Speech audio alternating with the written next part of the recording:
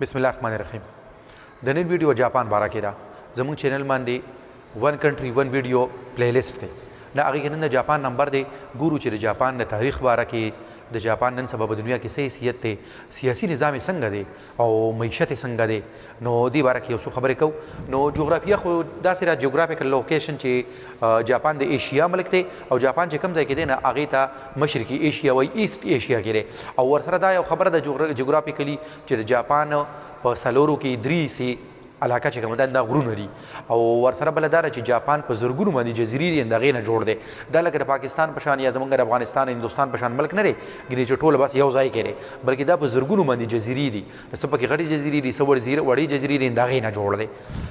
نو او رقبه چې کوم ده دا ټولې جزیرې چې یو ځای کې د دې ملک رقبه ده تقریبا 3,77,000 مربع کیلومیټر د دې نه لږه سیوا ده. دا کشان آبادی چې کم ده آبادی د دې ملک ته 12.5 کروڑ لکه تقریبا 12.5 کروڑ.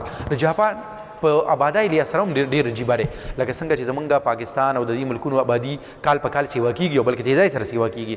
جاپان کې داسې نه ده، بلکې جاپان کې چې کوم دی نو د تېرو 100 کلونو نه کال په کال باندې آبادي کمیږي. هلته لایف ایکسپیکټنسي ډېره ده، هغه متوقع عمر چې کوم دی نه سیوا دی. نو بوډاګان پکې ډېر دي، خو هغوی چې کوم دی چې ماشومان نه پیدا کوي یا ودونه نه کوي، نو د هغې د وجې نه هغه آبادي په کمېدو باندې ده او دا د هغوی دپاره یو خطرناکه خبره ده. قدیم جاپان د هسټري چې کومه ده د هسټري کې چې کوم دی یو دا اهمه خبره ده چې د جاپان او چاینیز او کورینز دا چې یو شان مخونه دي، یو شان چیتي پوزي دي. دا نسل وایي چې کوم دی نه دا ویلي چې دا د نوح علیه السلام زیه چې کوم و یافس و نه دا د هغه په اولاد کې دی، نه دا لکه دا یو نسل شو. د قدیم جاپان دا هسټري چې کوم ده دا وایي شروع کېږي د 660 قبل مسیح نه، د 660 قبل مسیح نه شروع کېږي. او جدید جاپان چې کوم دی نه میجي سلطنت چې کوم نه دا اوس جوړ شو په 1890 کې. نو دې وخت کې چې کوم دی جاپان دنیا کې یو ډېر غټ سوپر پاور وباسو او یو بدماش ملک و.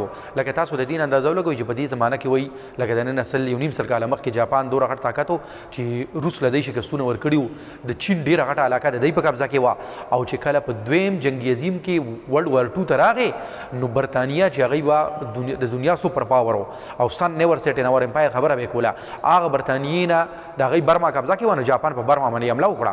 نو چې برما ته رالل نو وایي برطانیه دې ته تیاره وه چې که را بنګال را نه اخلي دا دې را نه واخلي خو چې نور انډیا را نه قبضه نه کړي. دغه شان په 1942 کې په دوسری جنګ عظیم کې دننه جاپان په د امریکې په یو سی پورټ پرل هاربر باندې حمله کړې وه.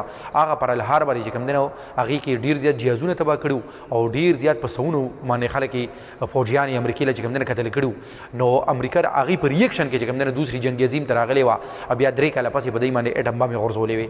نو دا جاپان هغه ټایم کې لکه مطلب دا دی چې د دوسری جنګ عظیم نه مخکې چې د دوی کوم روپ دی نه یو بدماش ملک روپ دی او د دوسری جنګي عظیم نه پس چې کوم د دوی روپ دی هغې کې چې کوم دی نه دوی داسې دي چې په هغې کې دوی یو پرامن ملک دی او صرف اکانومي باندې فوکس کړی دی او کارخانو له زور ورکړی دی او ترقي کوي.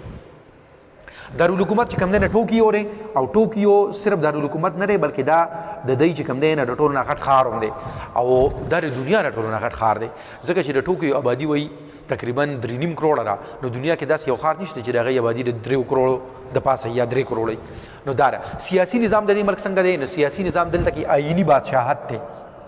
آئینی بادشاہت لکه څنګه چې برطانیه او انګلینډ کې دی که نه، نو آئینی بادشاہت کانسټیټیوشنل مونارکي هغی چې لکه دا یو خوا پخوا زمانه کې به بادشاهت وکړه نه چې بادشاه سره به فل پاورز وو. اوس هغه شان نه دی بلکې آئین د ده پاورز مقرر کړي دي، د هغې نه سیوا پاورز د سره نشته. نو آئینی بادشاہت دی خو په ریل کې دلته کې جمهوریت دی او اختیار د منتخب حکومت په لاس کې. جمهوریت بیا چې کوم دی نو پارلماني نظام دی څنګه چې برطانیه انډیا او پاکستان کې دی چې په هغې کې وزیر اعظم سره زیات اختیاري. نو په اصل کې د جاپان د عوامو مشر چې نه د جاپان وزیر اعظم او دلته کې لکه د پاکستان په شان 2 ایواني پارلیمنټ دی. پارلمان د هغه هم چې کوم دی هغه 2 ایوانه دي، اپر هاوس او لویر هاوس. معیشت چې کوم دی معیشت کې خدا چې د دنیا 3 غټ معیشت دی نن سبا او 5.3 ټریلیون ډالر اکانومي ده د جی ډي پي ده. نو دې لحاظ سره دا د دنیا 3 نمبر دی. خو دې سره دا ډېره زیاته عامه خبره ده. معاشي تاریخ کې به دا ووو چې جاپان د دوسری جنگ عظیم نه پس یو وخت کې به داسې حال کې و چې پاکستان وایي څو پیرې د جاپان له د خوراک امداد لیږلی دی. نو یا پاکستان نه د ازادۍ نه پس چې کوم دی نه جاپان په دې حال کې و او یا چې کوم دی په نیکسټ 20 ایئرس کې په دنیا کې چې کوم دی د الکترونکس سامان چې کوم لکه ټي وي سیټ او ریډیو سیټ او ورسره نور سیزونه دا چې په دنیا کې کم بخونه بر جاپان او ټول دنیا کې چې وسوک مارکیټ ته لاړو او خصيص به غوښتن ورته به جاپاني راکا نو دا شوه بیا د هغې نه پسې چې په الکترونکس او بیا په ګاډو باندې نو په ګاډو باندې چې فوکس وکړو نن سبا د دنیا د ټولو نه ښه ګاډي هم د جاپان ګاډي کېږي نه او د جاپان کمپنو سره کمپټیشن ګران دی نو دا دی چې کوم دی په دې انډسټري باندې دومره ترقي وکړه صرف په انډسټري چې اګریکلچر خو هلته کې ډېر کم و نو دومره ترقي وکړه چې دې ته چې کوم دی د معیشت په تاریخ کې معاشي معجزه وي څنګه چې چاینا 40 کاله مخکې یو غریب ملک او اوس چې کوم دی د دنیا ایمرجنګ سوپر پاور دی داسې چې کوم دی نه جاپان یا چې کوم دی خوراک ته حیران د پاکستان غونډه کې ملک نه امداد ورته ته او یا چې کوم دی نه په نیکسټ 20 to 30 ایئرس کې هغه د دنیا دویم غټ معیشت و امریکې پسې نو دا د جاپان هغه معاشي تاریخ دی نو جاپان بالکل چې کوم دی نه په څه حوالو سره د دنیا بالکل یو ځانګړی او جدا ملک دی انټرسټینګ چې کوم دی نه د دې باره کې د انفارمیشن انټرسټینګ دی نو دا د جاپان باره کې ویډیو شوه بل ویډیو کې چې کوم دی نه دی پلی لیست کې بل ملک انشاءالله نمبري